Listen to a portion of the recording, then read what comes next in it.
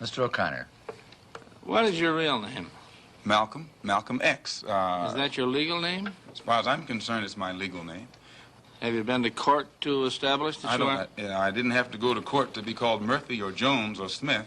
Excuse me for answering you this way. That's if all right. a Chinese person were to say his name was Patrick Murphy, you would look at him like he's insane, because Murphy is an Irish name, a European name, or the name that has a Caucasian or white background. And a yellow person, Chinese is a yellow man, and he has nothing to do or no connection whatsoever with the name Murphy.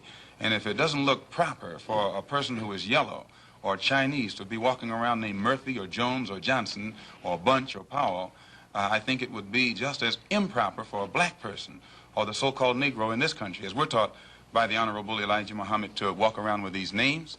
And therefore he teaches us that during slavery, the same slave master who owned us put his last name on us to denote that we were his property.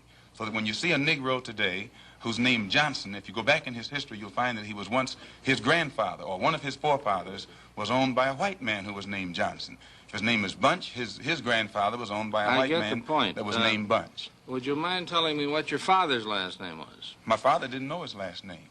My father got his last name from his grandfather, and his grandfather got it from his grandfather, who got it from the slave master.